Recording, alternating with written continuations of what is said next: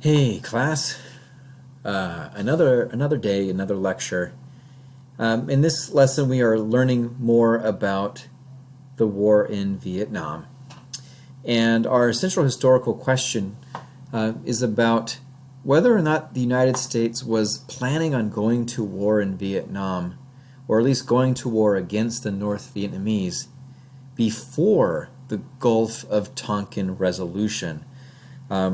The Gulf of Tonkin resolution was something that was passed by Congress that gave President Johnson the authority to use military force in Vietnam. So let's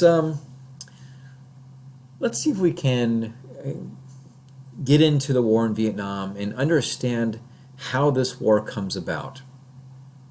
If you haven't had a chance, and you probably haven't, there's this excellent documentary series that was done by Ken Burns, aired on PBS a few years ago, all about the Vietnamese War. I want to say it's 9 or 11 episodes long, so 9 to 11 hours in length.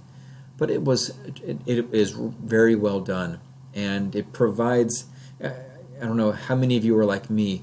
I was born in the early 80s.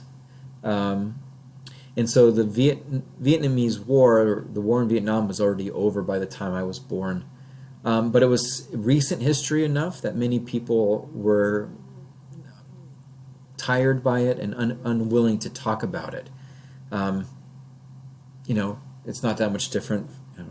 For some of you, perhaps, some of my younger students who were born after 9/11, you know that 9/11 happened, but you have limited information about it, perhaps. That certainly was my upbringing. I knew very little about the war in Vietnam. I knew people in my family who had fought in it, but no one was ever willing to talk about it or why it comes about. So I found that this documentary series, the Ken Burns series on the Vietnam War, was very well done. So some background. So the key to all of this is understanding that Vietnam, the site, the place, had been under occupation for decades. It started with the French. Well, at least we will start with the French. And French colonialism, the French will come into the land of Vietnam in the early 1800s. And they will occupy that area, use it for its resources. It was a site for colonialism. So they would help develop the country. People would speak French. And in 1941, World War II is underway, and Japan will invade the area of Vietnam and essentially chase the French out. And so Japan oversees Vietnam during World War II. But of course, when Japan was defeated by the United States in 1945, the United States had no plans for Vietnam, and this was one of the first times that Vietnam found that they no longer had an occupying force, an occupying nation. And so at that time, a man who called himself Ho Chi Minh, he declared Vietnamese independence, and he began taking steps to ensure that other nations would honor Vietnam's independence. That lasts for a short time. The French will try to come back in after World War II, and they will try to regain that land. And the United States will support the French in that effort. But the French ultimately would lose. You can see here on your screen, in July 1950, the United States pledged $15 million worth of military aid to France. But ultimately, the French would lose. In 1954, they lost at the Battle of Dien Bien Phu, and the French would retreat. Now, around that same time, the Geneva Convention is underway.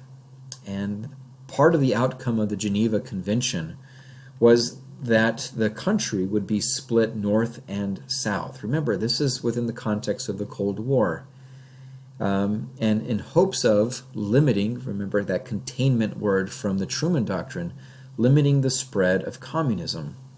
And the Geneva Convention said, fine, since there's clearly is this discontent among the people, There does seem to be communist forces that have taken root in the north. We will split the country into north and south with the idea that there would be a free election in both countries in the near future. Now, I will note that the United States does not sign the Geneva Accords because the United States was afraid that communism would win, that when these free elections would be held, that the Communist Party would win, and the United States didn't want to be on the record of having supported that or wanted to make sure they had a chance to come back in. So they did not sign the Geneva Accord. In 1955, South Vietnam will declare itself the Republic of Vietnam. And then in 1960, the National Liberation Front, or the Viet Cong, is established in South Vietnam. Now, the United States will support the South Vietnamese leader named Diem. But President Ngo Diem turned out to be not the greatest of leaders. He was oppressive. He was unpopular.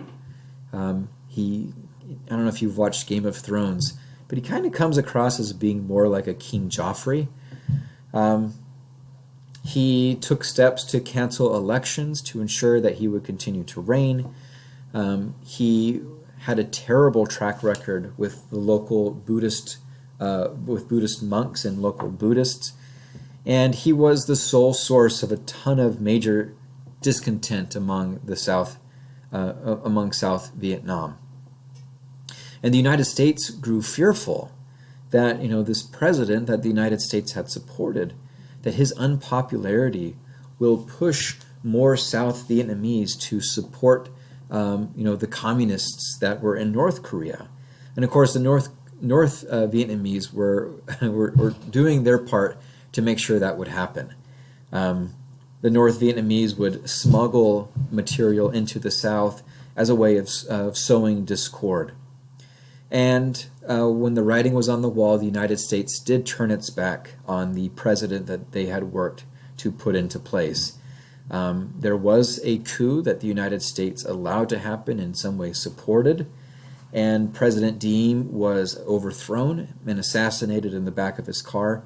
That was in November 1st or November 2nd, 1963. Now, this is an important month if we think about this time period on a larger scale. So what we have are two nations backed by two other nations. We have North and South Vietnam. We have the Soviet Union and the United States. We have the United States, using its political power to establish a political leader in the South who proves to be unpopular, and the United States does what it did many times. And that was eliminate the threat. So President Diem was assassinated, and just 3 weeks later, around Thanksgiving in 1963, back in the United States President John F. Kennedy would be assassinated, and his successor, President Lyndon Baines Johnson, will inherit this problem in Vietnam. Now, with the assassination of Diem, the South Vietnamese government saw an increase in the spread of support for communism. North Vietnam would continue to smuggle weapons into South Vietnam as a way of supporting the communist insurgents. And they established a network of trails that wound through neighboring Laos and Cambodia, known as the Ho Chi Minh Trails. Let me pull up a map. Here you can see where these two countries lie. So North and South Vietnam, and you can see how narrow it is. And so many of the North Vietnamese would come along the forested areas to the west and march south down in through Cambodia and then over into the capital of Saigon. All right. Now, in August 1964, early August, talking August 2nd, the North Vietnamese attack the USS Maddox, which was situated just off of the coast of Vietnam.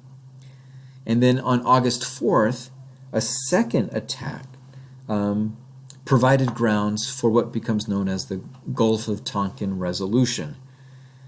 It just so happens that the second attack, this one that supposedly happened on the 4th, was a fake. It never happened. But notwithstanding, President Johnson will go to Congress and he will ask them to pass the Gulf of Tonkin Resolution, which would give him, the president, authorization to use military forces in Vietnam. It was not officially a declaration of war, more just the expansion of the executive powers so that he could decide how and when to use military forces in Vietnam. So that is some of the backdrop. That's what's happening behind the scenes.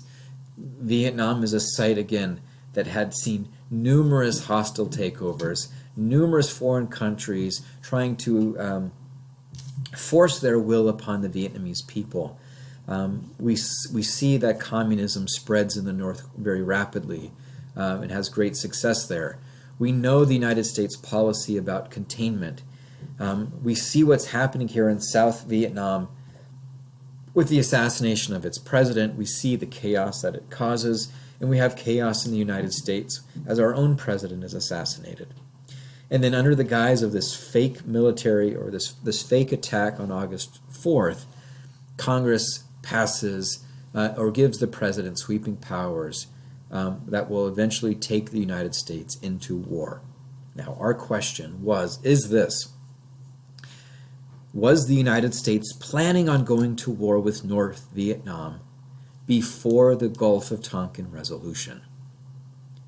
So at any time before this, in the 1960s or 1950s, was the United States planning a war with North Vietnam?